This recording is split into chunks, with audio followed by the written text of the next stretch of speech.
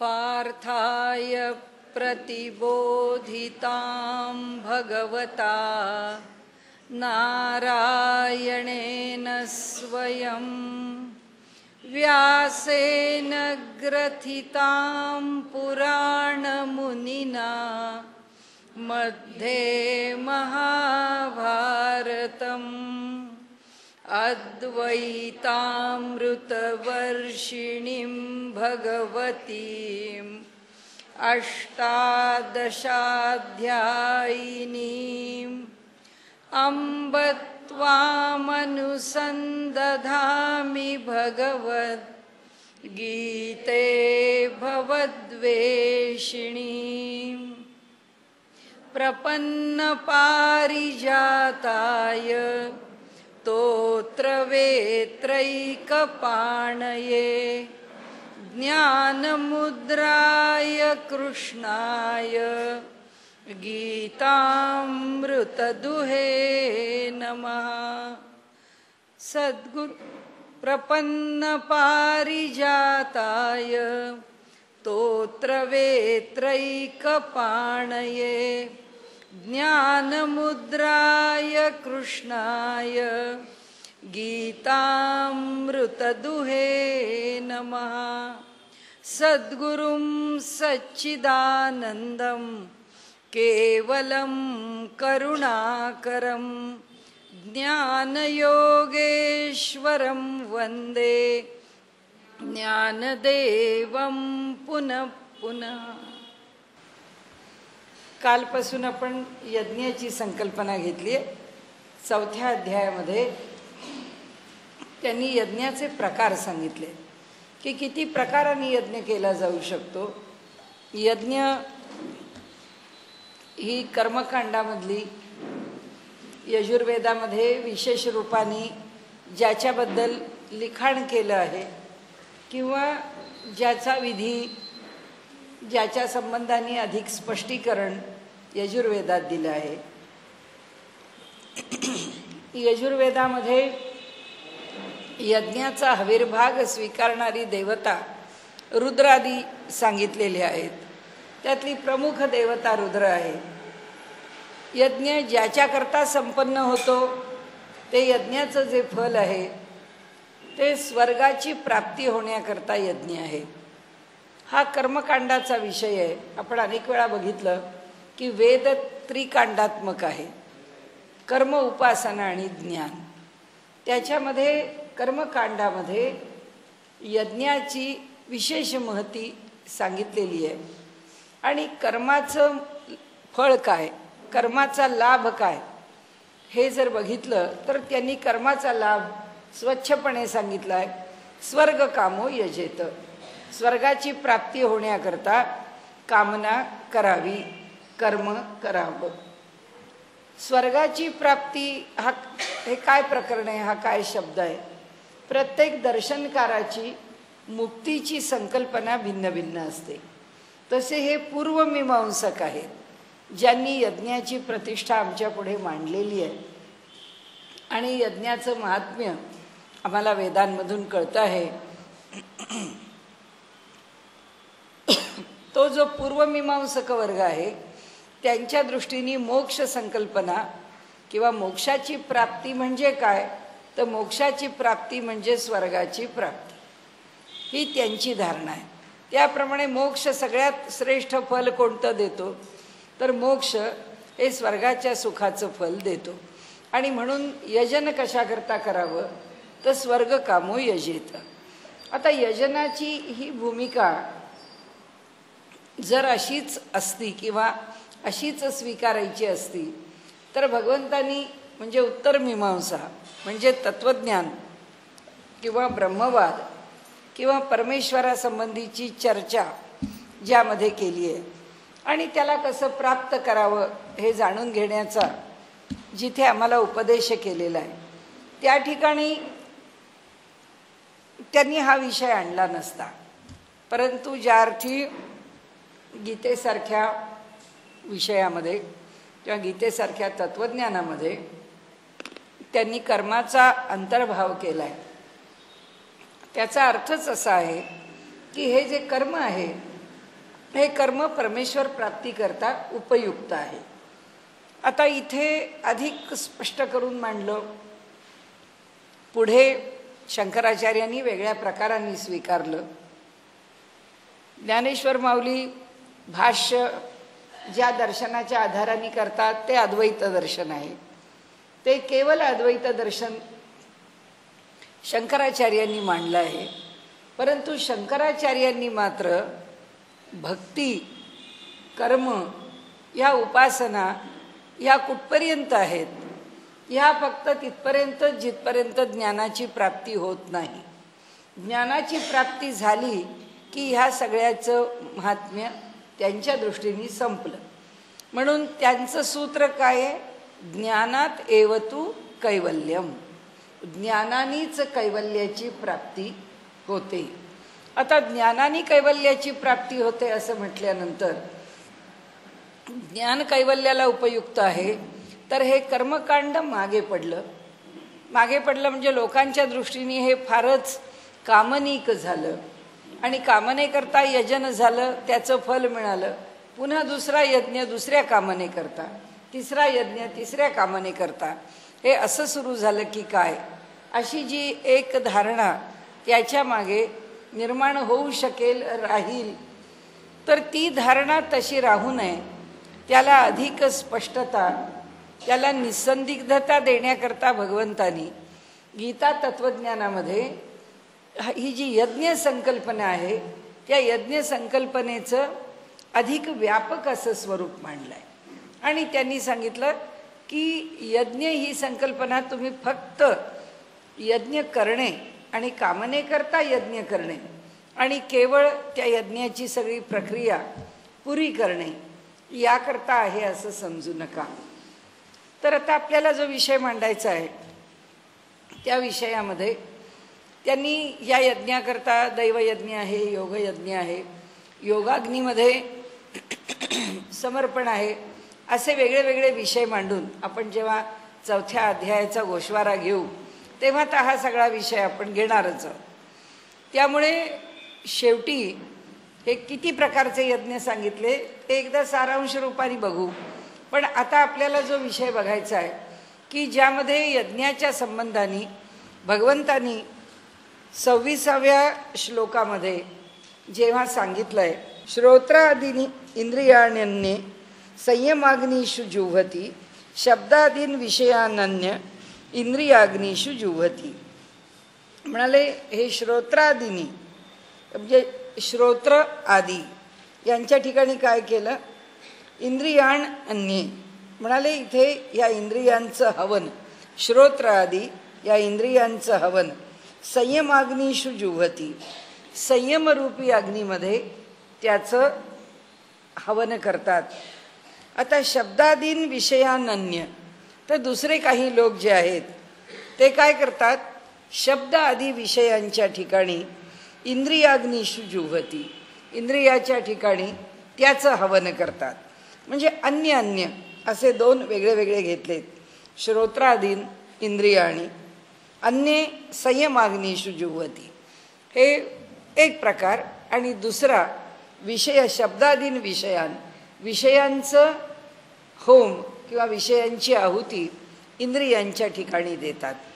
या दोन प्रकाराशी आल्यानंतर ज्ञानेश्वर महाराजांनी जो विषय मांडायला आपल्या समोर घेतला तो विषय असा आहे. त्यांचं भाष्य आपण काल बघितलंय, त्या भाष्याचं आपण आता आज स्पष्टीकरण बघणार आहोत.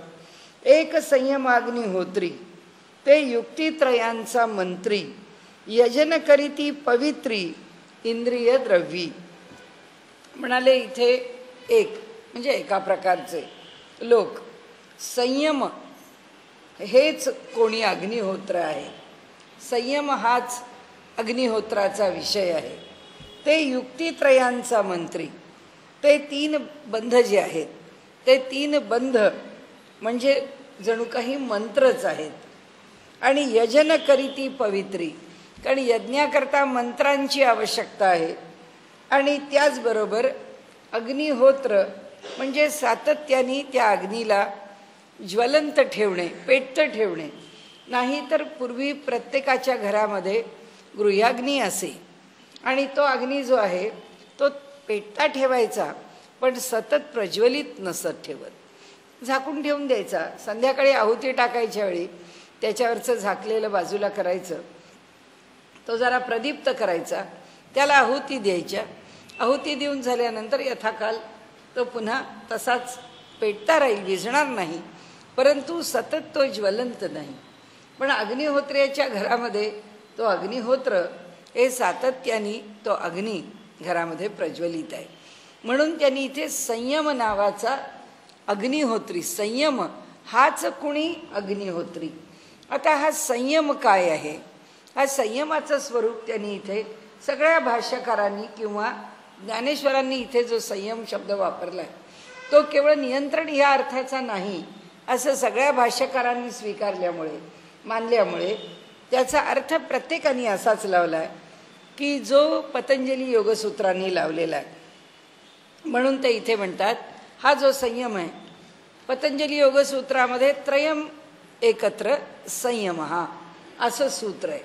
काय तीन एकत्र म्हणजे संयम आहे? धारणा, ध्यान आणि समाधी. आता हे काय आहेत धारणा, ध्यान आणि समाधी? पतंजलींच्या अष्टांग योगामधली ही अंतरंग साधना आहे. त्यांनी साधनेचे दोन प्रकार मांडले त्या 8 अंगांमध्ये. एक बहिरंग साधना आहे, एक अंतरंग साधना आहे. बहिरंग साधना कोणती आहे? अष्टांग योग आहे, 8 अंग आहेत त्याची. त्या 8 अंगांच्या मध्ये जी बहिरंग साधना आहे ती 8 अंग म्हणजे यम, नियम, आसन, प्राणायाम आणि प्रत्याहार, या 5 गोष्टी हे बहिरंग साधन आहे. आणि मग धारणा, ध्यान आणि समाधी ही अंतरंग साधन आहे. आता यम काल आपण पाहिलं होतं, आजही पाहू आपण. यमदमाची असा शब्द वापरला आहे. तिथे तो जो यम शब्द आहे तो यम म्हणजे काय? यम म्हणजे अपरिवर्तनीय. म्हणजे कसं अपरिवर्तनीय? देश कालाच्या अतीत, स्थल दिक कालाच्या अतीत, स्थल आणि कालाच्या अतीत. ते कुठेच मर्यादा पडत नाही असे नियम आहेत. म्हणजे तो मनुष्य अमेरिकेत असू दे, तो हिंदुस्थानात असू दे, तो कुठे आणखीन दुसरीकडे असू दे, की अगदी उत्तर ध्रुवावर असू दे, जर नियमांचं पालन करायचं तर स्थानमर्यादेच्या पलीकडचे नियम आहेत. ते जे नियम म्हणण्यापेक्षा ही व्रत आहेत हा शब्द अधिक योग्य होईल. तर ही जी 5 व्रत आहेत, अहिंसा, सत्य, अस्तेय, अपरिग्रह आणि ब्रह्मचर्य, अशी 5 व्रत आहेत. त्यामध्ये अहिंसा आपल्याला माहिती आहे, सत्य आपल्याला माहिती आहे, अस्तेय म्हणजे चोरी करू नये, आणि कुणाच्याही कोणत्याही वस्तूच्या विषयी आमच्या अंतःकरणामध्ये अभिलाषा असू नये, त्याच्याविषयी अभिलाषा असता कामा नये. म्हणून तिसरं जे आहे ते अस्तेय, जे वृत्तीच काही मिळावं त्याचं आहे ते मला मिळावं, त्याचं जसं आहे तसं मला मिळावं, ही वृत्तीच जी आहे ती जिथे पूर्ण नष्ट झाली आहे त्या वृत्तीला अस्तेय असं म्हटलंय. आता अपरिग्रह, आपल्याला काही ना काही गोष्टी सांभाळून ठेवायलाच लागतात. घरामध्ये रोज सकाळी उठलं की आपल्याला पातेलं पाहिजे, गॅस पाहिजे, शेगडी पाहिजे, त्याचा लायटर पाहिजे, दूध पाहिजे, साखर पाहिजे, चहा पाहिजे. हा सगळा परिग्रह आहे. प्रपंच करण्याकरता जे जे आवश्यक आहे, झोपायचं म्हणजे पुन्हा त्याच्याकरता बिछाना पाहिजे, उठल्यानंतर आंघोळी करता स्नानगृह पाहिजे, अशा प्रत्येक गोष्टीचा जो परिग्रह आहे, संग्रह आहे, हा संग्रह मनुष्याला जितका कमीत कमी करता येईल. यमामध्ये त्यांनी असं सांगितलंय की हे हिंसा आमच्याकडनं जी होते, पण ती जितकी कमीत कमी होईल. मग ती हिंसा काही फक्त मारलं जाणं म्हणजेच हिंसा नाही, ती काया, वाचा आणि मनाने तिन्ही पातळीवर. वाणीनी पण हिंसा करू नये, मनानी पण. मनामध्ये राग आला की ह्याचं चांगलं काहीतरी झालं पाहिजे, ह्याला चांगली अद्दल घडली पाहिजे, ह्याचा चांगला गर्व आहे त्याचं हरण आपल्याला काय करायचं आहे. पण मनुष्याच्या अंतःकरणामध्ये काही ना काहीतरी द्वेष, मत्सर, कुठे अन्य काही वृत्ती ज्या वृत्ती त्याला अशा प्रकारच्या विचारांना प्रवृत्त करतात, आणि ते विचार मनामध्ये जरी आले तरीसुद्धा त्या विचारांचा दोष आहेच. आणि त्यामुळे हिंसा ही मनानी पण होते, हिंसा ही वाणीनी पण होते, आणि हिंसा ही शरीरानी तर होतेच होते. मनुष्य मारतो, फेकतो, संपवतो, नष्ट करतो, ही सगळी हिंसा आहे. म्हणून काया, वाचा आणि मन या 3 पातळीवर अहिंसेचा अवलंब करावा.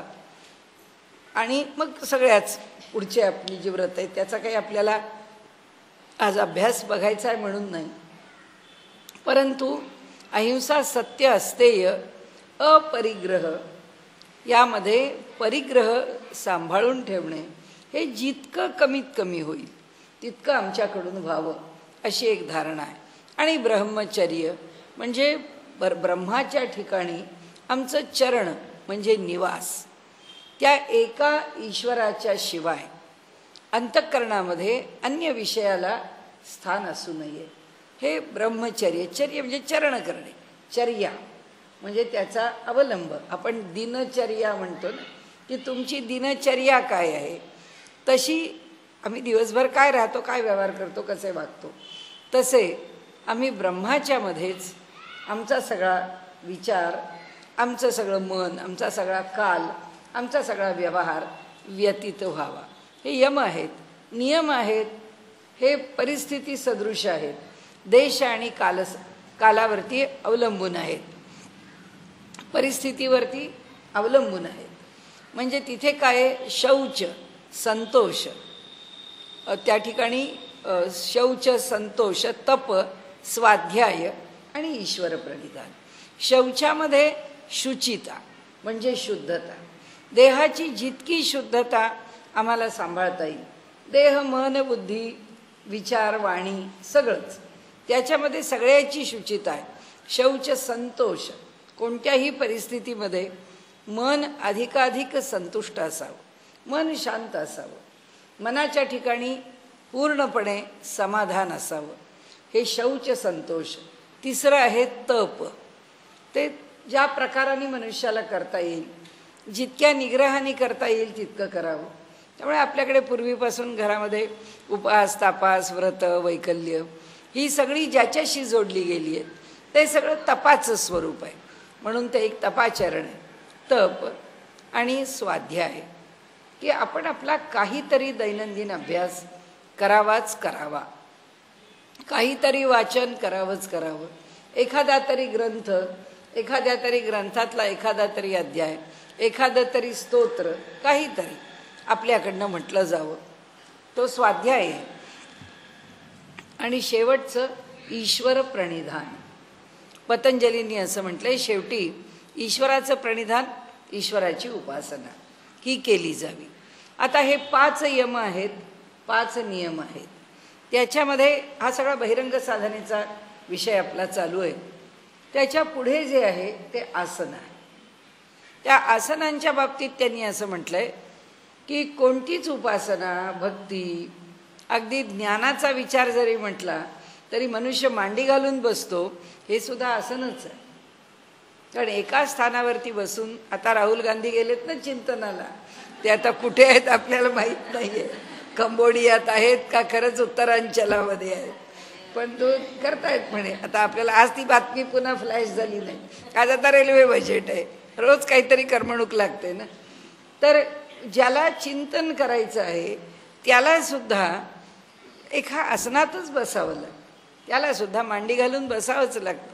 पद्मासनात बसावं लागेल, सहजासनात बसावं लागेल, वज्रासनात बसावं लागेल, वीरासनात बसावं लागेल, कोणतं तरी असे नका आसन आहे. आणि म्हणून आसनाला स्थैर्य पाहिजे आणि त्या स्थैर्याने आसनामध्ये राहावं. म्हणून आसनाची व्याख्या करताना असं म्हटलंय, स्थिरम सुखम आसनम. तर ते हे स्थिर सुखम आसनम आहे, की स्थिर राहणारं आहे, जे सुखावह आहे. आता वयाप्रमाणे पद्मासन नाही घालता आलं, नाही आलं, मांडी घातली, खाली नाही बसता आलं, खुर्चीवर बसलं, पाय बरोबर ठेवले, म्हणजे योग्य प्रकाराने पायांना सांभाळलं आणि खुर्चीवर बस. आता काय करणार, कालमानाप्रमाणे आणि वयाच्या मर्यादेने, परिस्थितीने मनुष्य जे स्वीकारेल ते त्यांनी स्वीकारावं, किंवा जे झेपेल ते त्यांनी स्वीकारावं. म्हणून आसनांच्या बाबतीत स्थिर सुखम आसनम, की जे स्थिर आहे, जे सुखावह आहे, असं आसनाचं स्वरूप आहे. त्या आसनाच्या मध्येच आणखीन त्यांनी सांगितलंय प्रयत्नशैथिल्याभ्याम प्रयत्नशैथिल्यात अनंत समापत्तीभ्याम. आता प्रयत्नशैथिल्यानंत समापत्तीभ्याम काय? प्रयत्नशैथिल्यात तचं पाय मोडला. प्रयत्नशैथिल्यात ज्यावेळी शरीराला कुठल्याही प्रकारे कुठलेच कष्ट घ्यावे लागत नाही आणि सहज स्थिती प्राप्त होते, अशा सहज स्थितीमध्ये अनंत समापत्ती म्हणजे अनंताशी म्हणजे परमेश्वराशी जोडलं जाण्याचं सामर्थ्य त्या आसनात उत्पन्न होतं. म्हणून आसनांच्या बाबतीत असं सांगितलं जातं की आसन जय करावा. आसनाचा जय, आता मांडी घालून बसता येतं, 2-2.5 तास मांडी घालून बसता आलं की आसन जय झाला.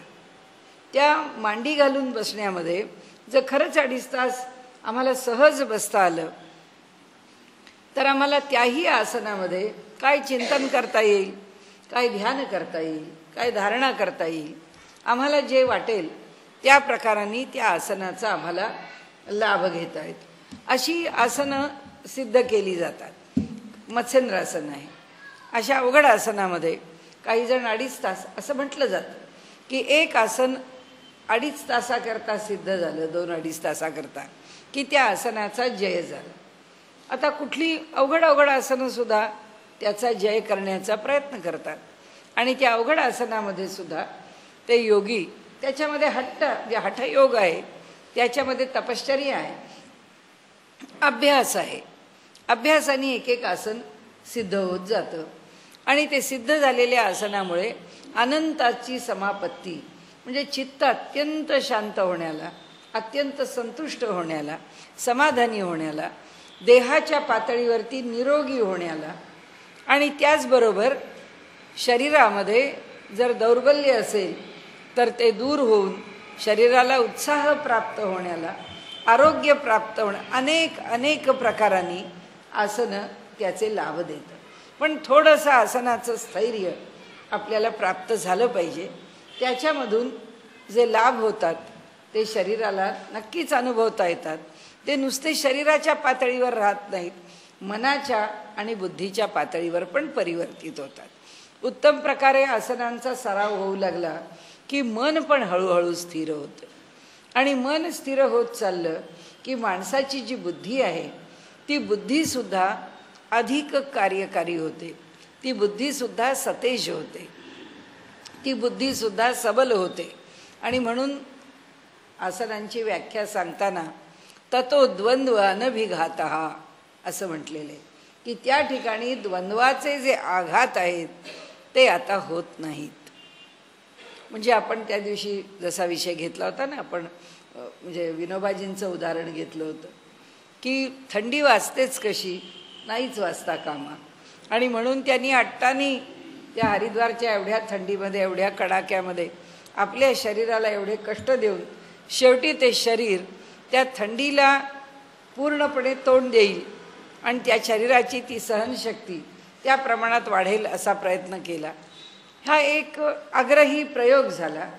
परंतु आसनांच्या अभ्यासाने आपण समजा मानसच्या वाटेवरती आहोत, चालतो आहोत, प्रवास करतो आहोत, जसे जसे आपण वर चाललो तसं वातावरण विरळ होत जातं, उंची वाढत जाते.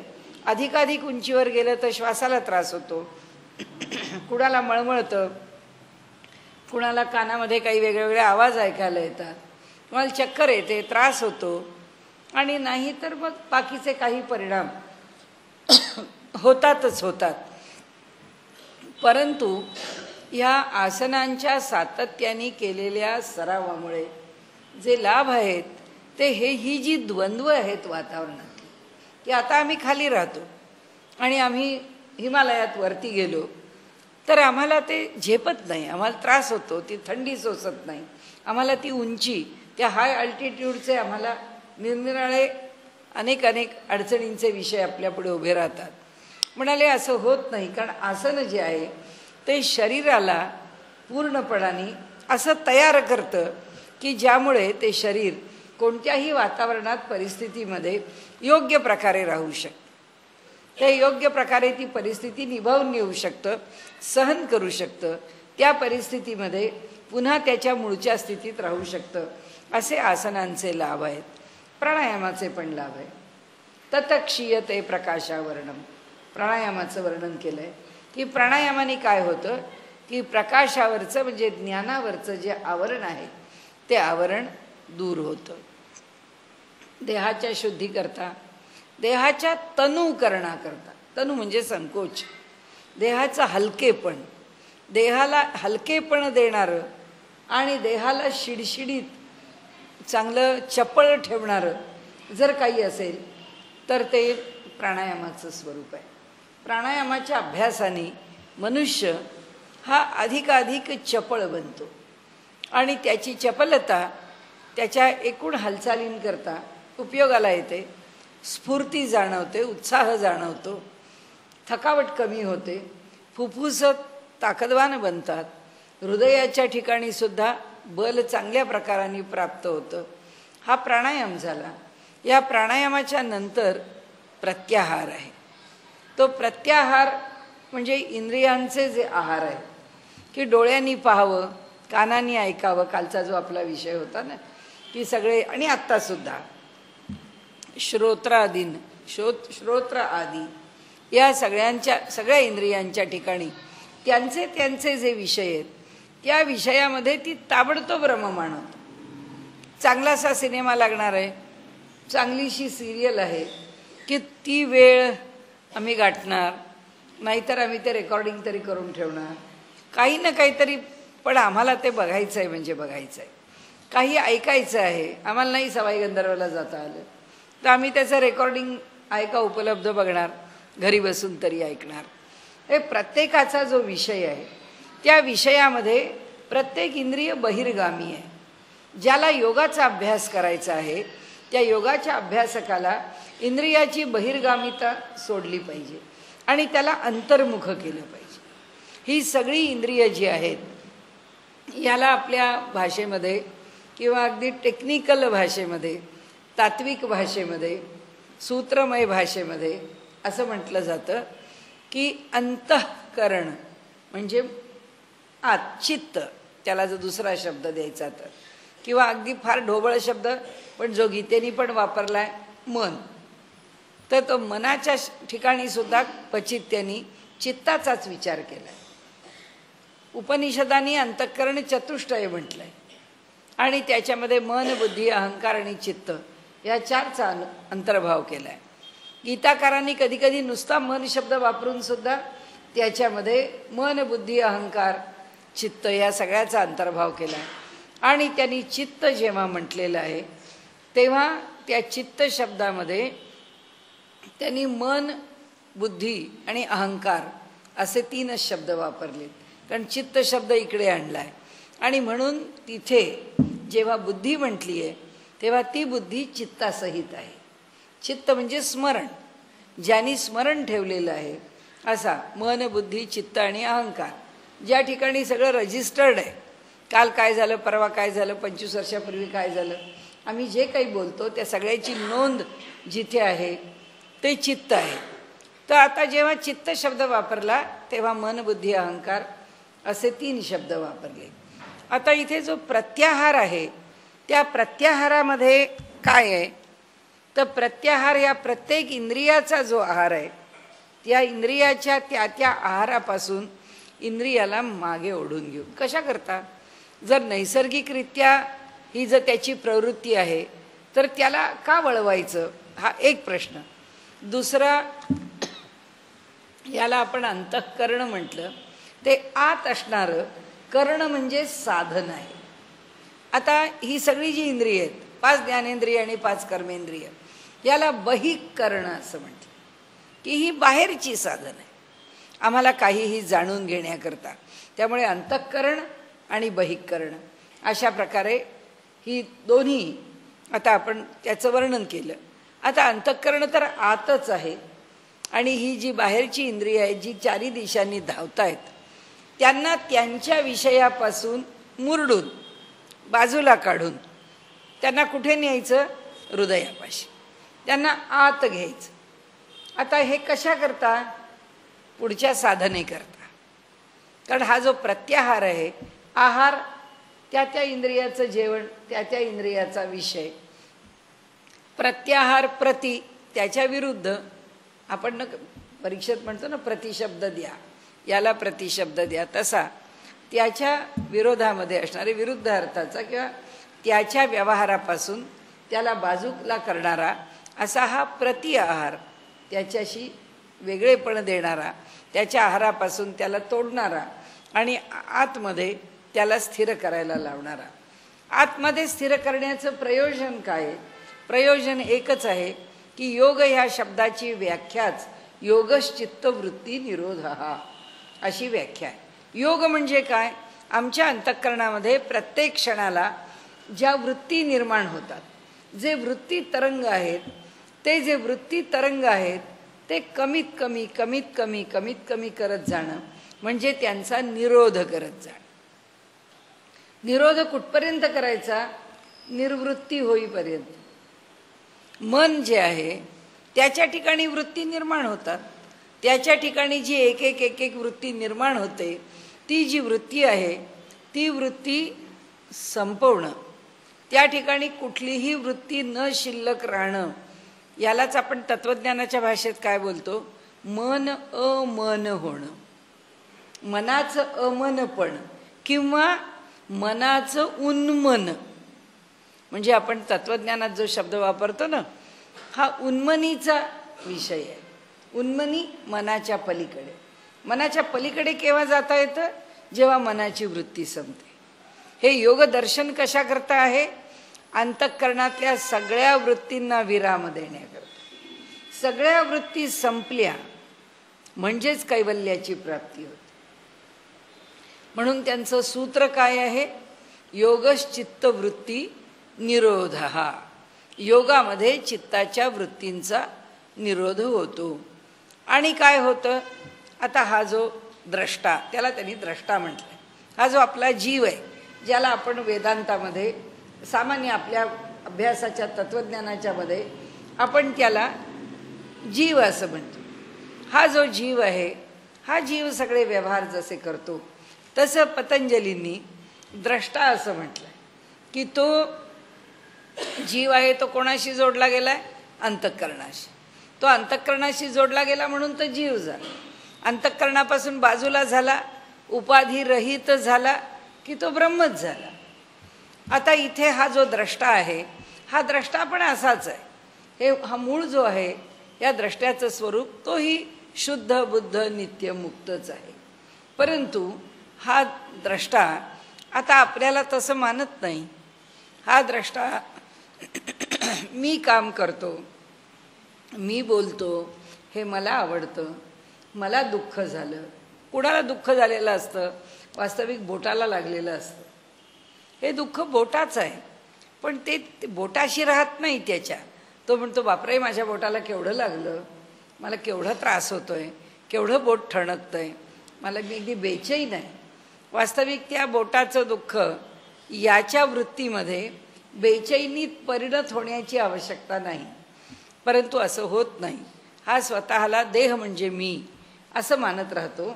म्हणून हा द्रष्टा हा जगाचा सगळा व्यवहार करतो. पतंजलींनी त्याला द्रष्टा असा शब्द वापरला. आता त्याची जी परिणत स्थिती किंवा कैवल्य, आणि मोक्षाला शब्द कोणता वापरलाय त्यांनी? कैवल्य असा शब्द वापरलाय. म्हणून कैवल्याचा पुतळा, प्रकटला भूतळा वगैरे वगैरे हे जे शब्द आलेत ना, कैवल्य हे कुठल्या कशापासून शब्द आला? केवलपासून आलेला शब्द. केवल, ॲब्सोल्यूट, त्याला कुठलेही आयाम नाहीत, कुठलीही उपाधी नाही, पूर्णपणे सर्व उपाधींच्या पासून दूर असलेला, सगळ्या उपाधींचा निराश झालेला असा जो भाव आहे तो केवल भाव आहे. त्या केवल भावाची प्राप्ती जेव्हा त्या चैतन्याला होते हे मी आहे, मी पुरुष नंबर 1 असं म्हटलं. कारण आता त्याला सगळ्यात त्यांनी पुरुष शब्द वापरलाय पतंजलींनी. तर या पुरुषाला जेव्हा केवल स्थिती प्राप्त होते की कुठल्याही प्रकारचा कुठल्याही उपाधीनी कुठल्याही वृत्तीनी हे जे चैतन्य आहे ते युक्त नाही, त्याच्यापासून पूर्णपणे दूर गेलंय, तर मग त्याची अवस्था कोणती? अवस्था केवल आहे. आणि जे प्राप्त झालं आहे ते कैवल्य आहे. ते जे प्राप्त होतं, जी केवल अवस्था प्राप्त होते, त्या प्राप्त झालेल्या केवल अवस्थेला कैवल्य असं म्हणतात. आणि पतंजलींनी कैवल्य हा मोक्षाकरता वापरलेला शब्द आहे. आपण सगळे शब्द वापरतो, आपण मोक्ष शब्द वापरतो, आपण आत्मज्ञान वापरतो, ब्रह्मज्ञान वापरतो, नंतर मीमांसक स्वर्ग वापरतात. प्रत्येकाने यांनी म्हणजे योगसूत्रकारांनी कैवल्य शब्द वापरलाय. कुणीही कोणताही शब्द वापरला तरीसुद्धा सगळ्या उपाधींपासून रहित होणे, एवढी एकच अपेक्षा या सगळ्यामधून आहे. तर आता आपल्याला जायचं आहे कुठे पुढे? हा जो प्रत्याहार आहे तो कशाकरता करायला सांगितला? या इंद्रियांना त्यांच्या त्यांच्या विषयांपासून दूर व्हायला का सांगितलं? जो प्रश्न आपल्याला नेहमी पडतो त्याकरता. आपल्याला असं वाटतं आपण ध्यानाला बसलो, आपलं मन लागत नाही, आपलं मन स्थिर होत नाही, आपल्याला एरवी जे विचार येत नाहीत त्याच्यापेक्षा सुद्धा कितीतरी अधिक विचार त्या ध्यानाला बसल्यावर येतात. मग आपण म्हणतो अहो काय करावं, त्या ध्यानामध्ये आमचं मन लागत नाही, मग आम्ही काय करावं? हा आपल्या सगळ्यांचा एक सामान्य प्रश्न आहे. या सगळ्याचं स्वरूप काय या प्रश्नाचं? की आमच्या ज्या बहिर्गामी वृत्ती आहेत त्या अजून अंतर्मुख झालेल्या नाहीत. अजून आमची बाहेरची विषयांची जी धाव आहे ती धाव काही कमी झालेली नाही. आणि ती जर धाव संपली तर आमचं मन आत स्थिरच होऊन जाईल, मग काही अडचणच येणार नाही. पण तसं होत नाही, म्हणून आम्हाला अडचण आहे. हा जो विषय आहे, तर ह्या एका विषयावर मात करण्याकरता योगसूत्रकार काय सांगतात? प्रत्याहार. प्रत्येक इंद्रियांना त्याच्या त्याच्या आहारापासून तोडून किंवा त्याच्यापासून मुरडून त्याला बाजूला करून कुठे आणा? अंतःकरणामध्ये आत आणा. म्हणजे ते जेव्हा आत स्थिर होईल तेव्हा तो बाहेर धावणार नाही, बाहेरचा व्यवहार करील पण त्याची धावपळ चालणार नाही. आणि त्या कैवल्य स्थिती करता त्यांचं जे सूत्र आहे ते सूत्र असं आहे, तदा द्रष्टुः स्वरूपे अवस्थानम. त्या स्थितीमध्ये कोणत्या? योगश्चित्तवृत्ती निरोधा. ह्या स्थितीमध्ये जेव्हा चित्ताच्या वृत्तींचा पूर्ण निरोध झालेला असतो त्या स्थितीमध्ये हा जो द्रष्टा आहे तदा, त्यानंतर तो द्रष्टा स्वरूपे अवस्थानम, तो आपल्या मूळ रूपामध्ये जाऊन स्थिर होतो. म्हणजे या देहामध्ये आपल्याला आपल्या मूळ रूपामध्ये जाऊन जर स्थिर व्हायचं असेल तर आपण काय करायचं? तर पतंजली म्हणतात हा अष्टांग योग करायचा. त्या अष्टांग योगातल्या साधनेचा बहिरंग साधना हा एक भाग झाला, तो आता आपण बघितला थोडक्यात. यम नियम आसन प्राणायाम प्रत्याहार बहिरंग साधना. आता अंतरंग साधना, धारणा, ध्यान आणि समाधी. आता ही खरी पक्की त्या मनाशी किंवा अंतःकरणाशी जोडली जाणारी गोष्ट आहे. आता धारणा काय आहे? धारणा त्यांनी व्याख्या केली आहे, देशबंध चित्तस्य धारणा. म्हणाले एक देश एक स्थान, एका देशबंध बांधून ठेवणे, तिथे जोडलं जाणे. चित्तस्य धारणा, एका स्थानाला बांधून ठेवणं, याला चित्ताची धारणा असं म्हणावं, असं समजावं. एका स्थानावर बांधून ठेवायचं. आपल्याला काय सांगतात सत्पुरुष? नामात राहा. गोंदवलेकर महाराज म्हणतात अनुसंधान सोडू नका नामाचं. काय? चित्ताला एका ठिकाणी बांधून ठेवा, कुठेतरी बांधा. बरं, दरवेळी जी उपासना आहे, जो गुरुमंत्र आहे, तो काही जाता येता उच्चारता येत नाही, पण धारणा ही जाता येताची गोष्ट आहे. त्यामुळे आम्ही सगळे व्यवहार करत असताना आमचं मन मात्र एका ठिकाणी जोडलेलं असलं पाहिजे. ते मन दशदिशा भटकत राहता कामा नये, एका स्थानावरती त्याला बांधायचं आहे. आता ही धारणा किती प्रकारांनी अवलंबता येते? धारणा आम्हाला अनेक प्रकारांनी त्याचा अभ्यास करता येतो धारणेचा. की आज आता आपण घरामध्ये काम करतोय, सकाळी उठलो, दात घासलं, तोंड धुतलं, आंघोळ केली, या प्रत्येक वेळी आमच्या चित्ताची धारणा काय? आमच्या मनातला विचार, आमच्या मनातला अधिष्ठान किंवा आमच्या मनातलं स्मरण. दात घासतोय आम्ही, काय स्मरण आहे आमच्या मनामध्ये? आमच्या मनामध्ये त्याच ईश्वराचं स्मरण आहे. दात जरी घासत असलो तरी ते एक अनुसंधान काही सुटलेलं नाही. एका ठिकाणी मन निश्चितपणे आत कुठेतरी बांधलेलं आहे. व्यवहार चालू आहे, व्यवहारामध्ये बोलायला लागतं, अभ्यास करायला लागतो, आपल्याला काही बाहेरची कामं असतात, काय आपण आपले करमणुकीचे कार्यक्रम असतात, एकमेकांची गप्पा मारत असतो, काही व्यवहाराचं बोलत असतो, काय बँक आहे, पोस्ट, काय नाही आहे मनुष्याच्या मागे, त्याचे उद्योग आहेत, त्याची नोकरी आहे, व्यवसाय आहे. या प्रत्येक स्थितीमध्ये ही धारणा कशी ठेवायची? त्यांनी असं सांगितलं, चित्ताची एक वृत्ती निश्चित अशी आतमध्ये मुरलेली पाहिजे की माझ्या अंतःकरणाला ईश्वराच्या शिवाय अन्य अधिष्ठान नाही आहे. या अधिष्ठानावरती आमचं मन ठेवायचं की बस माझी वृत्ती ही ईश्वराच्या अधिष्ठानाने चालते. नोकरी आहे, व्यवसाय आहे, जे चालत असेल ते असेल, पण आतमध्ये कुठेतरी एक स्मरण आहे. जेव्हा केव्हा दोन विचारांच्या मध्ये फट सापडते, त्या दोन विचारांच्या मध्ये अंतर असतं, त्या अंतरामध्ये काय असलं पाहिजे? हाच विचार असला पाहिजे. कारण होतं ना असं की आपण एक गोष्ट बोलतो, नंतर एक 5 मिनटं आपण रिकामे असतो, मग नंतर काहीतरी बोलतो, पण त्या मधल्या काळामध्ये आपलं गोंदवलेकर महाराजांचा शब्द खूप छान आहे, आपलं अनुसंधान सुटता कामा. ते म्हणतात नामाचं अनुसंधान सोडू नका. काम संपलं, नाम सुरू करा. पुढचं काम करायला लागलात, त्या कामात एकाग्र व्हा. त्या कामात एकाग्र होण्याकरता व्याख्या आम्हाला गीताकारांनी कोणती दिली आहे? जो जगातला व्यापार आहे त्या व्यापाराशी आम्ही 2 प्रकारे जोडले जातो. एक कसे? योग कर्मसु कौशलम. आम्ही जोडलेलं राहणं परमेश्वराशी कर्म करताना सुद्धा केव्हा घडू शकतं? जेव्हा त्या कर्माला आम्ही पूर्ण न्याय देतो, पूर्णपणे त्या विषयात रंगून जातो, आम्हाला दुसरं भान राहत नाही त्या विषयाच्याशी. प्रामाणिकपणे आम्ही त्या विषयाशी जोडले गेलो की तोही काळ काय आहे? धारणेचाच आहे. पण आम्ही सगळे हिंडतोय फिरतोय, फिरे नका, हिंडे नका, कुणा व्यक्तीशी बोले नका, त्या व्यक्तीशी व्यवहाराची गोष्ट बोलतोय, व्यवहाराच्या पातळीवर, पण अंतःकरणामध्ये त्या व्यक्तीच्या विषयीचा दुजा भाव नाही आहे. आमचं जे अंतःकरण आहे ते इतकं विशाल आहे, आमचं अंतःकरण इतकं सात्विक आहे, किंवा आमचं अंतःकरण जे आहे त्यातली वृत्ती अशी आहे की त्याचं चांगलं व्हावं, त्याचं चांगलं चालावं, आनंदात राहावा, त्याचं काही असलं तरी ऐकायला चांगलंच म्हण, मग तो शत्रू असो की मित्र असो.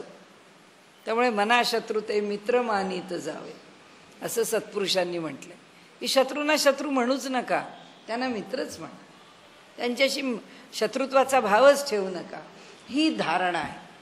पतंजली आम्हाला सांगतात की जर ध्यान साधायचं असेल तर आमची धारणा पक्की पाहिजे.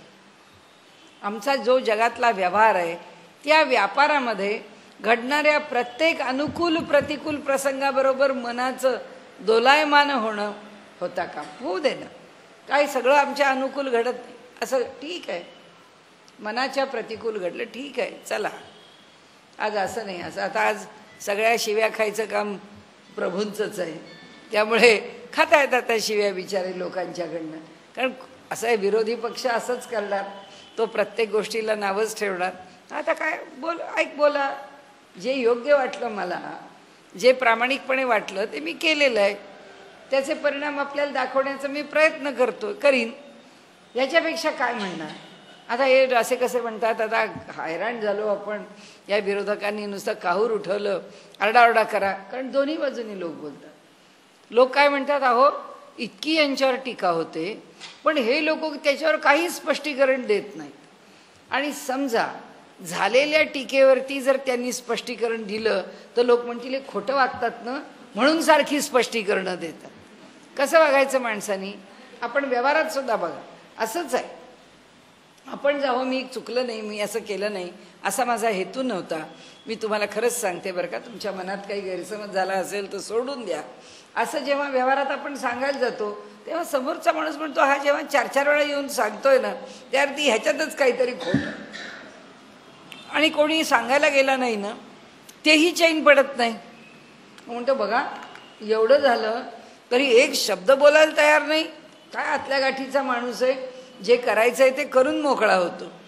त्यामुळे जगाला काय वाटतं, दुसरा काय व्यवहार करतो, तो माझा शत्रू आहे का तो माझा मित्र आहे, हे आपल्या दृष्टीने गौण आहे असं पतंजली आपल्याला सांगतात। की म्हणाले कुणी मनुष्याने शत्रुत्व मित्रत्वाची भावना मनामध्ये ठेवूच नाही, सगळ्यांच्या विषयीची एक अतिशय चांगली, एक अतिशय कल्याणकारी, एक आपल्याला आनंद देणारी, समाधानात ठेवणारी, नित्य संतुष्टता आपल्या मनाची दूर न करणारी भावना ठेवावी, व्यवहार करत राहावा।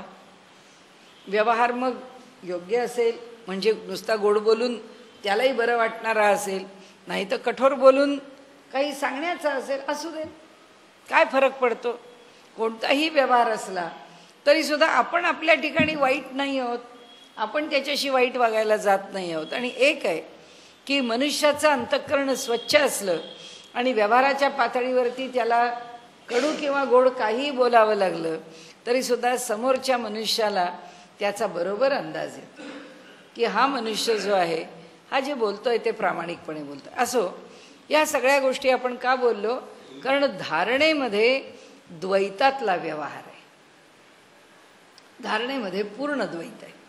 पतंजली तर जवळजवळ शेवटपर्यंत द्वैताचीच भाषा करतात, कारण त्यांना चित्ताच्या वृत्तीच सांगायच्या आहे। जेव्हा वृत्तीचा व्यवहार आम्हाला त्यांना मांडायचा आहे तेव्हा ते द्वैताची भाषा अधिक जवळून बोलतात। म्हणून त्यांनी सांगितलं की आम्ही व्यवहार करत असताना आमचा कोणताही व्यवहार चालू, मुलांना रागवणं असो, काय काय काय जे असेल ते, त्या सगळ्यामध्ये देशबंध चित्तस्य धारणा, चित्ताला एका स्थानावरती बांधून ठेवा, तिथे चित्त बांधलेलं पाहिजे। की चित्ताची एक पातळी म्हणजे कोणत्याही स्थितीमध्ये आम्ही रागावलो, गोड बोललो, मनाला थोडंसं भीती वाटली, आता काय होईल याचं सुद्धा आमच्या मनाला कापरं भरलं, काय वाटेल ते होऊ दे, तरीसुद्धा मनाची एक पातळी आहे, त्या पातळीच्या खाली मन जाताच कामा नये, ती पातळी कधीच उतरता कामा नये। दुसऱ्याला कितीही रागावून बोलायची वेळ आली तरीसुद्धा त्या व्यक्तीच्या कल्याणाखेरीज मनात दुसरा विचारच असता कामा, जे बोलायला लागेल ते लागेल, जे करायला लागेल ते लागेल, ही आहे धारणा। चित्ताला असं एका ठिकाणी बांधायची सवय झाली आणि मग व्यवहार आपण करत राहिलो तर चित्तामध्ये निरनिराळ्या वृत्ती उत्पन्न होत नाही, त्या वृत्तींना जागाच राहत नाही। कारण आपण काल जसं बघितलं तसं की जे बोलायला लागणार आहे तेवढं बोललो, जो व्यवहार करायला लागणार आहे तेवढा केला। त्यांनी सांगितलं ना की एक दैवाची उपासना करतात, म्हणजे हे जे शरीर आहे हे शरीर कर्माधीन असल्यामुळे आणि कर्मामुळे जन्माला आले असल्यामुळे या शरीराने कर्माचे भोग भोगायचे आहेत।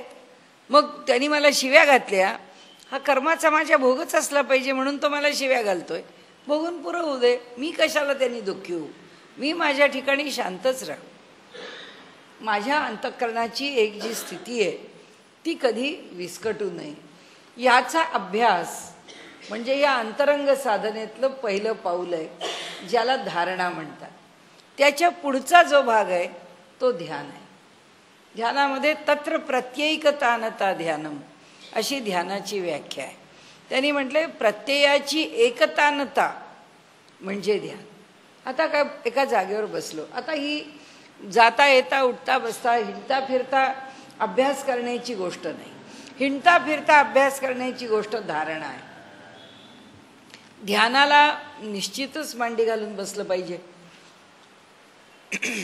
ध्यानाला निश्चितच अभ्यासाकरता बैठकच पाहिजे. आणि त्यामुळे ध्यानाला जेव्हा बसलं जाईल तेव्हा ती बैठक जेव्हा स्वीकारली आहे तेव्हा त्या बैठकीवर डोळे मिटून काय पद्मासन असेल, काय जी आपली पद्धत असेल, वज्रासनात असेल. आता मुसलमान लोक नमाज पडतात, सगळे वज्रासनात बसतात, त्यांची पद्धत वज्रासनात नमाज पडण्याची. त्या स्थितीमध्ये ते आपल्या मनाला स्थिर करतात.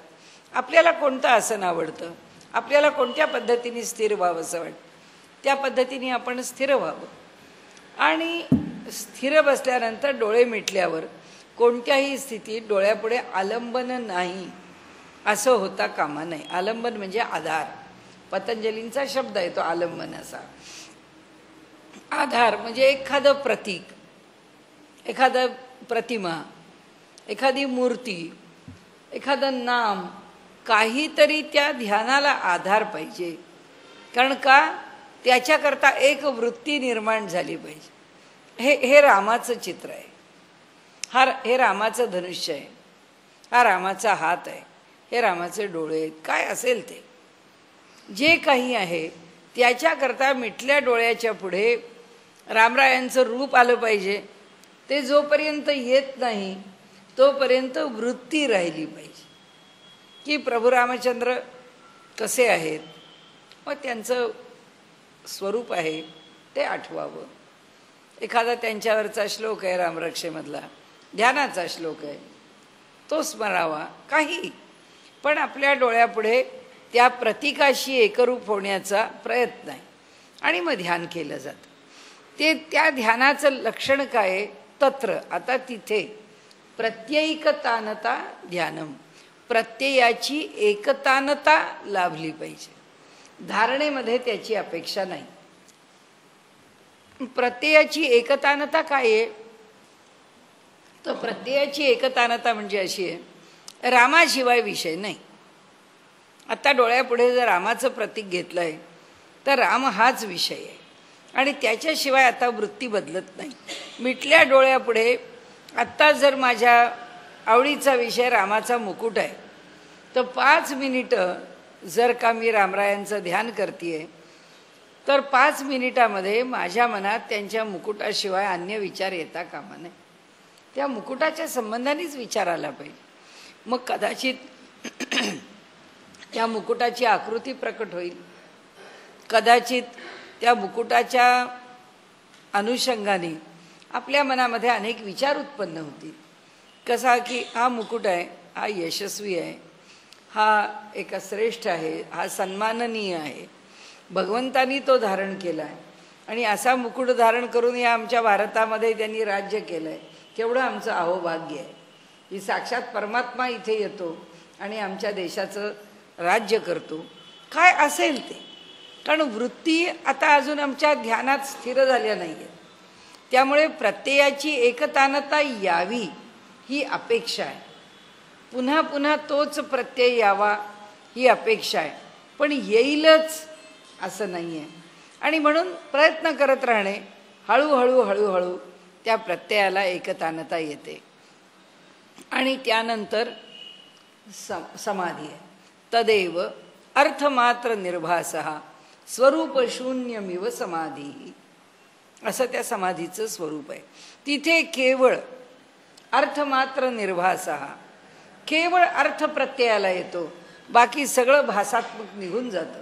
स्वरूप शून्य, त्या ठिकाणी जी स्थिती आहे ती स्थिती स्वरूप शून्य मिव, याप्रमाणे असणारी स्वरूपाची शून्यता, आपल्या अस्तित्वाचं पूर्णपणे भानरहितपण जिथे आलेलं आहे ती समाधी. पण समाधीचे प्रकार पुष्कळ आहेत, त्यामुळे आपण बाकीचे सगळे विषय आपल्याला आत्ता तर काही नको आहे.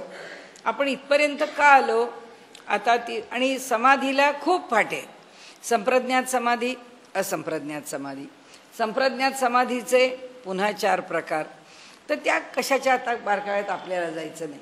आपण आता कुठे जाणार, ह्या संयम शब्द का आला. हा जो संयम शब्द आहे, हा संयम शब्द या योगामध्ये, हा जो अष्टांग योग आहे, या अष्टांग योगाची जी अंतरंग साधना या 3 प्रकारांनी आहे, धारणा, ध्यान आणि समाधी, या तिघांना जेव्हा एकत्र होता येतं जेव्हा ह्या तीनही गोष्टी जेव्हा एकवटतात त्याला संयम म्हणतात. ते सूत्र काय सांगतं? त्रयम एकत्र संयमः. जेव्हा या तीन गोष्टी एक होतात तेव्हा त्याला संयम म्हणतो. तीन गोष्टी एक होतात म्हणजे काय होतं? जे धारणेत राहतं तेच ध्यानात राहतं, जे ध्यानात राहतं तेच समाधीत राहतं. तिन्ही ठिकाणी अंतर पडत नाही. म्हणजे मनुष्य अहोरात्र, तुकाराम महाराज म्हणतात तसं, की रात्रंदिवस आमच्या अंतःकरणामध्ये भगवंताच्या नामाचा जल्लोष चालू आहे. असा एकही क्षण नाही की ज्या क्षणी आम्ही त्याच्या नामाला विसंबलोय, आम्ही त्याच्या स्मरणाला विसंबलोय. असं जर होत असेल तर त्यांनी अवस्था सांगितली रात्रंदिन आम्हा युद्धाचा प्रसंग, की चित्त एक क्षणही त्या वृत्तीपासून हललं तर आमची साधना संपली. आम्ही काय मिळवलं? जर आमचं अंतःकरण त्याच्यापासून दुसऱ्या विषयाशी निगडीत झालं, होणारच नाही. तीच स्थिती इथे योगामध्ये.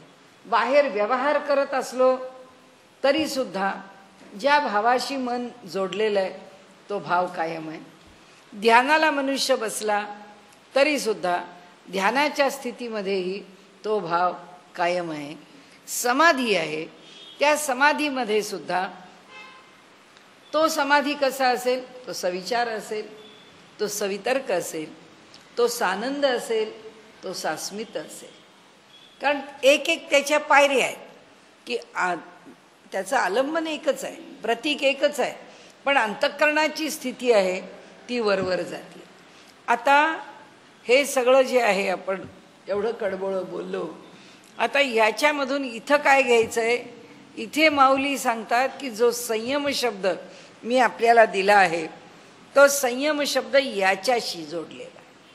आता या संयमातून काय होतं आपल्यापुढे मांडायचे विषय म्हणजे, जेव्हा हा संयम योग्याला साधतो तेव्हा या संयमामधून त्याला वृद्धी सिद्धी भेटायला येतात. पहिल्यांदा त्याला त्याच्यापासून दूर करायला, त्याच्या आध्यात्मिक अभ्यासामध्ये त्याचा जो मार्ग आहे तो पुढे नेण्यापासून त्याला रोखायला, अडथळे आणायला सिद्धी येत राहतात.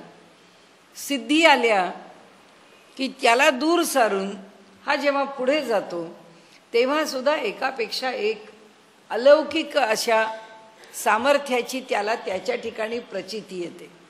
तरी सुद्धा तो तिकडे वळत नाही, ते सगळं बाजूला करतो आणि तो पुढे निघून जातो. तो विषय इथे सांगतायत. ते म्हणाले दोन प्रकार आहेत. संबंध योगशास्त्र जे आहे ते अष्टांग योग सांगेपर्यंत, या समाधी योगापर्यंत, त्रयम एकत्र संयम हा म्हणेपर्यंत ते आम्हाला आमच्यासारखं शिकवतं. आता एकदा तो संयम आला की मार्ग दोन होतात. कशावर संयम करायचा आणि कोणतं फळ मिळवायचं हा एक मार्ग, आणि कशावरही संयम नाही करायचा, फक्त आत्मतत्वावरतीच मन एकरूप ठेवायचं आणि मार्गक्रमण करायचं, हा त्याचा दुसरा मार्ग. आणि म्हणून या ज्या सिद्धी आहेत या सिद्धी या आत्मज्ञानाचा विचार करणाऱ्या पुरुषाला नको आहेत. आणि म्हणून तो हठयोग आहे तो षडांग योग आहे. त्याच्यामध्ये यमनियमाचा विचार मांडलेला नाही आहे. समाधीपर्यंत मांडला आहे, पण समाधी कशी लावायची किंवा समाधीचं फल कसं घ्यायचं ताबडतोब हठयोग सांगतो. राजयोगाकडे वळा, पतंजली योगाकडे वळा, तिथे तुम्हाला स्पष्टीकरण मिळेल, आमच्याकडे नाही. आणि का?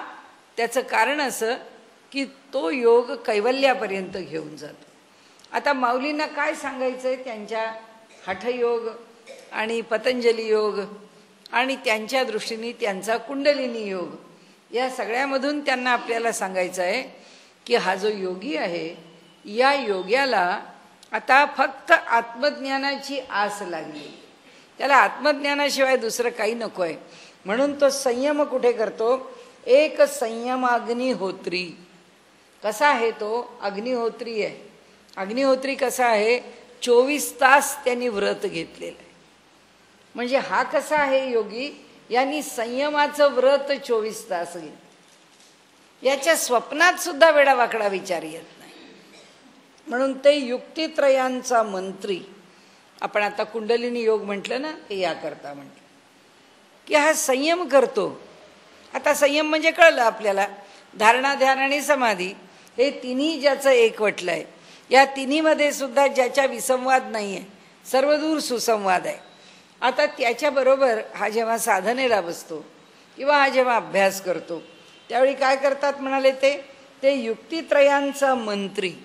मंत्री म्हणजे या ठिकाणी यज्ञ करताना वेदमंत्रांची आवश्यकता आहे. आपण पूर्वी पण एकदा बोललो होतो कर्मयोगाचा विचार मांडताना की कर्म करत असताना कर्म जे आहे ते कर्म नेहमीच त्याच्या भावनेशी जोडावं लागतं. व्यवहारामध्ये आपण जेव्हा कर्म करतो तेव्हा ते भावनेशी जोडलेलंच आहे. म्हणजे कर्म करत असताना मला काय वाटतं, या माणसाच्या करता काहीतरी हे उपयोगाला यावं, या माणसाला याचा काहीतरी लाभ व्हावा, माझ्याकडे अजून देण्यासारखं आहे, मी ते त्याला आणखीन काहीतरी द्यावं. दुसरा विचार आहे, काही नाही, पुष्कळ झालं, दिलं हेच पुष्कळ झालं, ह्याचं काय करतो बघू, मग पुढे द्यायचं की नाही ठरवू. ही एक भूमिका आहे. काही द्यायचं आहे, काही देण्याची खरी गरज नाही, पण आता काही इलाज आहे का, दिलंच पाहिजे म्हणून ते दिलं आहे. कर्म काय आहे, एकच आहे. एक वस्तू आपल्याजवळ आहे, ती वस्तू आपण दुसऱ्याला दिली आहे. याच्यापेक्षा कर्म वेगळं नाही आहे, पण त्याच्या मागच्या भावना त्या प्रत्येक वेळी वेगळ्या आहेत. ती भावना त्या कर्मावर स्वारच आहे. व्यवहारामध्ये आमची भावना कर्मावर स्वार आहे. आणि आम्ही जेव्हा वैदिक कर्म करतो तेव्हा, आम्ही जेव्हा यज्ञ कर्म करतो तेव्हा ते सांगतात इथं बसा, यजमानाला आता आचमन करा, आता संकल्प करा, असं गुरुजी सांगायला लागतात. तेव्हा हा जे कर्म करतो त्या कर्मावरती काय स्वार आहे, त्या कर्मावरती मंत्र स्वार आहे. वैदिक मंत्र त्याच्यावरती स्वार आहे आणि त्या मंत्रांना त्या कर्मावरती बसवलंय आणि त्या कर्मावर बसवून त्या कर्मांना पुढे नेलेलं आहे. कशाकरता पुढे नेलंय, फळ देण्याकरता. ती कर्म पुढं म्हणजे कुठे जातात, आम्हाला फल देण्याकरता प्रवास करायला लागतात. कुठपर्यंतचा, त्याचे ज्या फलापर्यंत किंवा ज्या संस्कारांपर्यंत त्याला नेऊन ठेवायचं आहे तिथपर्यंतचं. म्हणून आत्ता त्यांनी सांगितलं की अहो हे अग्निहोत्र आहे, हे अग्निहोत्राचं कर्म हे वेदमंत्रांच्या शिवाय संपन्न होतच नाही. त्यामुळे मंत्र कोणते आहेत आमचे, तर बंधत्रय. ते कोणते 3 बंध, एक मूलबंध, एक उडियाण बंध आणि एक जालंधर बंध. आता मूलबंध जो आहे तो कुठे आहे, अगदी देहाच्या तळाशी, ॲनल माउथच्या इथे, अगदी गुदद्वारापाशी त्याचं स्थान आहे. त्यामुळे तो मूलबंध जो आहे तो तिथे बांधला जाणार, तो त्या ठिकाणी तो बंध स्वीकारला जाणार आहे किंवा केला जाणार आहे, काय आपण म्हणाल. उडियाण बंध आहे तो नाभिस्थानाच्या वरती पोटाच्या ठिकाणी त्या उडियाण बंध बांधला जाणार आहे आणि कंठाच्या ठिकाणी जालंधर बंध आहे तो बांधला जाणार आहे. आता हे 3 कशावरती अवलंबून आहेत, ही क्रिया आहे आणि ही क्रिया कशाशी निगडीत आहे, ही क्रिया श्वासाशी निगडीत आहे. श्वास घेतला, श्वास सोडला, याच्याबरोबर श्वास घेऊन कोणता बंध आहे. एक श्वास घेतला त्याबरोबर बंधाला सुरुवात झाली आणि मूलबंध केला, मूलबंधाबरोबर उडियाण केला आणि त्याबरोबर जालंधर केला.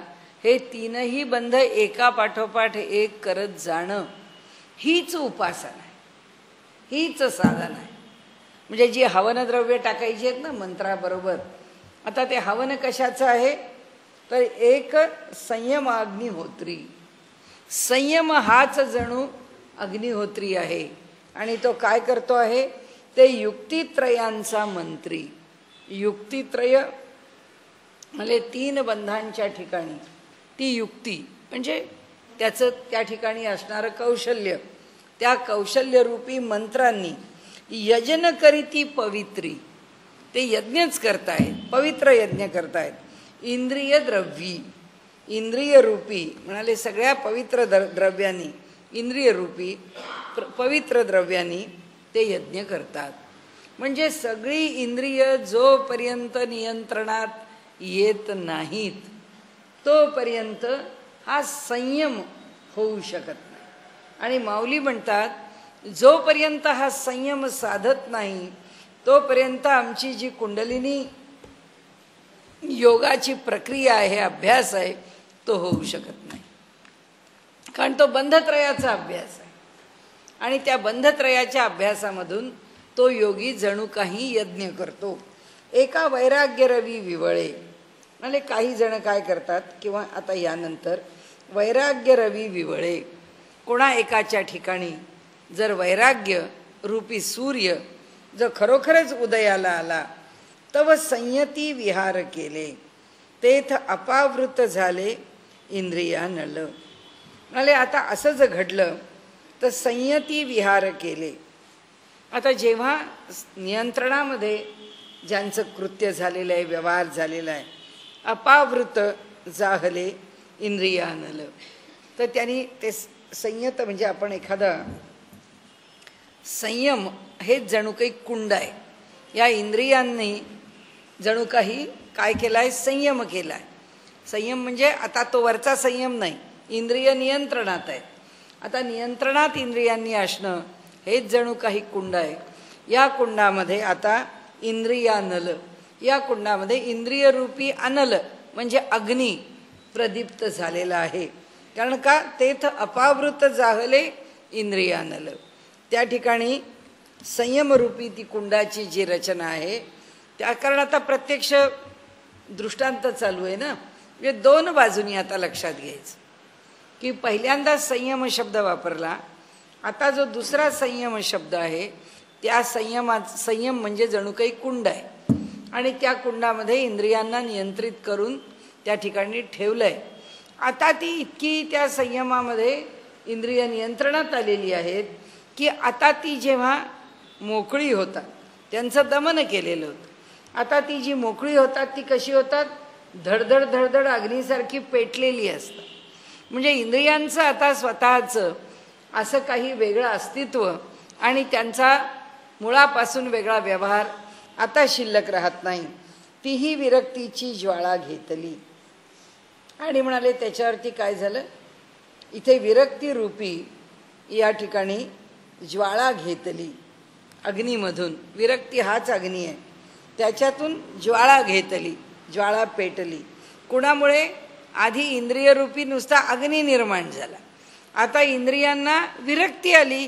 कारण आता इंद्रिय पूर्वीसारखी राहिली नाहीत, त्यांच्या ठिकाणी विरक्ती निर्माण झाली. म्हणून त्यांनी विरक्तीरूपी ज्वाला घेतली. आता त्या ज्वालेमध्ये ती पेटती ठेवली पाहिजे ना, त्यात काय राहिलं, तव विकारांची इंधने पळयली, त्याच्यामध्ये विकार आमच्या अंतःकरणातले जे आहेत ते टाकले आणि त्याचं इंधन टाकलं. त्याची काय झाली, अधिक पेटली. म्हणजे मुळामध्ये इंद्रियांच्या संयमामुळे त्यामध्ये अग्नी उत्पन्न होत होता. तो होत असणाऱ्या अग्नीमध्ये विरक्तीरूपी ज्वाळा उत्पन्न झाली. कारण तो अग्नी पेटतोच आहे, आत्ता तो पेटला, त्याच्या ज्वाळा झाल्या. त्या ज्वाळांवर काय टाकले, विकार.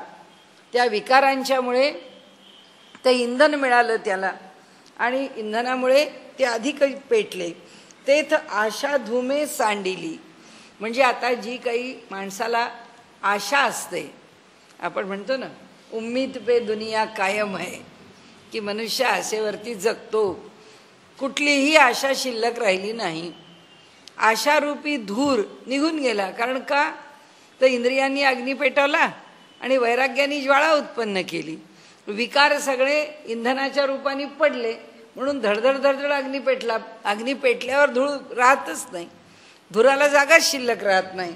म्हणून म्हणाले काय झालं इथे, तेथ आशा धुमे सांडिली पाचही कुंडे. पाचही कुंड, शब्द, स्पर्श, रूप, रस, गंध किंवा डोळे, कान, जिव्हा, रसना, त्वचा कसंही घ्या. म्हणाले या ठिकाणी ही जी ज्ञानेंद्रिय आहेत त्याच्या कुठल्याही ज्ञानेंद्रियांच्या ठिकाणी इतकं वैराग्य उत्पन्न झालेलं आहे की त्या वैराग्यामुळे काहीही प्राप्त करण्याचं शिल्लक राहिलं नाही. म्हणून मग वाक्यविधीची या निरवडी, म्हणून वेदवचनांच्या निरवडी कुशलता, विषय आहुती उदंडी, हवन केली कुंडी इंद्रियाग्नीचा. त्या ज्या कुंडामध्ये इंद्रियरूपी अग्नीमध्ये ज्या ज्या विषयांच्या आहुती टाकल्या आहेत, उदंड आहुती टाकल्या आहेत, तेवढे काय थोडे आहेत का? काय किती जन्मांचं आहे ते सगळं आमच्याजवळ वासना रूपाने गोळा झालेलं, ते सगळं टाकतच राहिलो. कसे? मग वाक्यविधीची या निरवडी, वेदवचनांच्या कुशलतेनी, म्हणजे त्यांच्या स्मरणाबरोबर भगवंता या सगळ्यापासून मी दूर हो. ते कसं म्हणता येईल आपल्याला? पाचवं ईश्वर प्रणिधान.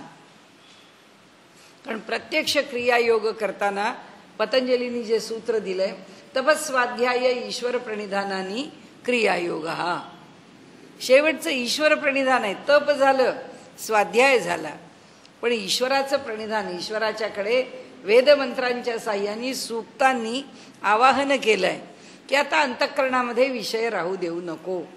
आणि ते म्हणतात उदंडी, विषय आहुती उदंडी, उदंड केली. हवन केले कुंडी, त्या संयमाग्नीच्या कुंडामध्ये जिथे इंद्रियांच्या ज्वाळा आहेत तिथे हवन केलं. म्हणजे इंद्रिय काय झाली? सगळ्या त्या इंद्रियांच्या कसमस मोडिली. 6व्या अध्यायामध्ये माऊलींनी वर्णन केले की इंद्रियांची कसमस मोडे, हालचालच शिल्लक राहत नाही, सगळं संपतं. म्हणजे केवढं एक छोटासा 4 ओव्यांचा भाग आहे, परंतु सगळंच आहे असं. जे ज्ञानेश्वरी काय हो, आपण एकच अध्याय 5-5 वर्ष सुद्धा करत राहू. कारण पण असं आहे की त्या प्रत्येकाला काहीतरी मर्यादा आहे. आणि कसं होतं माहिती आहे का, आमच्या परंपरेमध्ये या वेदांताच्या लोक फार खिल्ली पण उडवतात. लोक असं म्हणतात की अहो या वेदांत्यांना काय लागतं? समजा म्हणाले राजवाडे शब्द आला की म्हणाले हे राज ह्या शब्दावरून राजकारणावरती 2 वर्ष बोलत राहतात, आणि वाडे या शब्दावरून पुरातन वाड्यांची संस्कृती याच्यावर म्हणले 2 वर्ष बोलत. यांना काय लागतं? चाललंय चऱ्हाट वळणं. चऱ्हाटही नाही वळायचं आणि आपल्याला अगदी दुर्लक्षूनही नाही जायचं. कुठला तरी एक मध्यम मार्ग स्वीकारायचा आणि पुढे जायचं. सांगण्याचा हेतू एवढाच आहे की त्या यज्ञाच्या मागे जे एक रूपक माऊलींनी केलंय. काय आम्हाला शेवटी ज्ञानेश्वर महाराजांचं मोठेपण आमच्या अंतःकरणामध्ये प्रत्येक वेळी ठसत जातं ना. त्याचा उच्चार केला की आपल्याला अतिशय आनंद होतो की काय प्रतिभा आहे, काय लिखाण आहे, काय विचार आहे, काय व्यक्तिमत्व असेल की हे सगळं असं लिहिता ज्यांना येत आहे. एक आपल्या अंतःकरणाला आनंदाचा विषय आहे, बाकी दुसरं काही नाही. म्हणून आता त्यांनी सांगितलं सर्वाणी इंद्रिय कर्माणी. आता ते म्हणतात की सगळी इंद्रियाची कर्म एकी येया परिपार्था, की काही एक हे फक्त इंद्रियांच्या सगळ्या कर्माच्या विषयी विचार करतात. दोषुक शाळीले सर्वथा.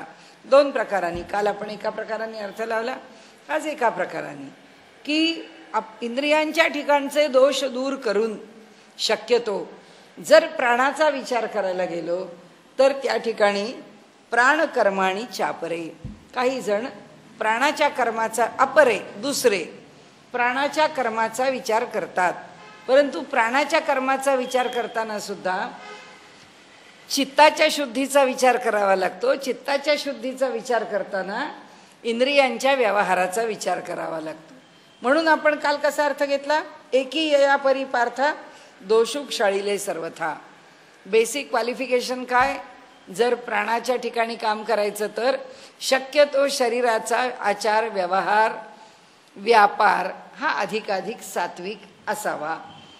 आता इथे दुसरा 2 प्रकारांनी आता अर्थ, दुसऱ्या प्रकारचा एकी यया परिपार्था दोषुक शाळीले सर्वथा.